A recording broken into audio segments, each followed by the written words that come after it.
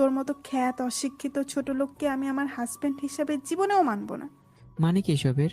তাহলে বিয়ে কেন করলেন? সেটা দাদুর জন্য। দাদুর দিকে তাকিয়ে না করতে পারিনি। আর হ্যাঁ, তুই তোর মতো থাকবি, আমি আমার মতো। জীবনেও কোনোদিন আমার সামনে স্বামীর অধিকার নিয়ে আসবি না, বলে দিলাম। ড্রাইভার, ড্রাইভারের মতো থাকবি। তুই আগেও ড্রাইভার ছিলে, এখনও ড্রাইভার হিসাবেই থাকবি। তোকে দাদু আর আব্বু আম্মু ভালো চোখে দেখে, আমি না।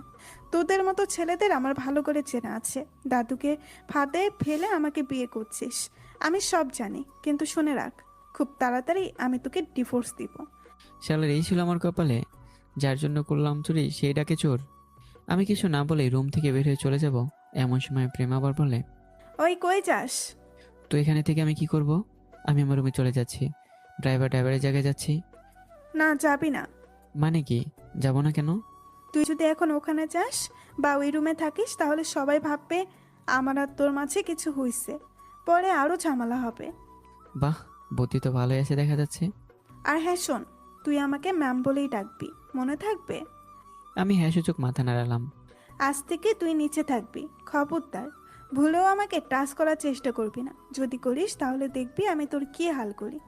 আমি কিছু না বলে সোফায় গিয়ে ঘুমালাম। লাইট অফ করার সাথে সাথেই প্রেমা লাফিয়ে উঠলো। ওই তুই লাইট কেন অফ করলি? লাইট অফ না করলে কিভাবে ঘুমাবো? আমি আলোতে ঘুমাতে পারি না। তুই কি ভাবছিস আমি তোর মতলব বুঝি না? লাইট অফ করবি, তারপর তুই আমাকে ছি, লাইট অফ করতে পারবি না। রাগে আমার পুরো শরীর কেঁপে উঠলো। সোজা উঠে চলে যেতে লাগলাম। কি রে, কই যাস? তো এখানে থেকে কি করব? এখানে থাকলে তো আমি আপনার গায়ে হাত দেবো।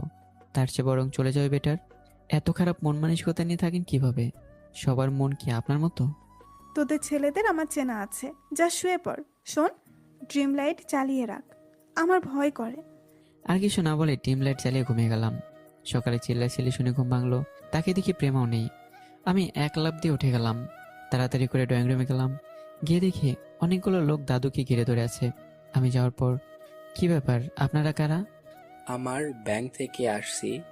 ওনার কোম্পানি ব্যাংক থেকে অনেক টাকা লোন নিয়েছে। এখন সুদে আসলে টাকার পরিমাণ 3 গুণ হয়ে গেছে। যদি উনি টাকা ফেরত না দেয়, তাহলে আমরা ওনার কোম্পানি নিলামে উঠাতে বাধ্য হব।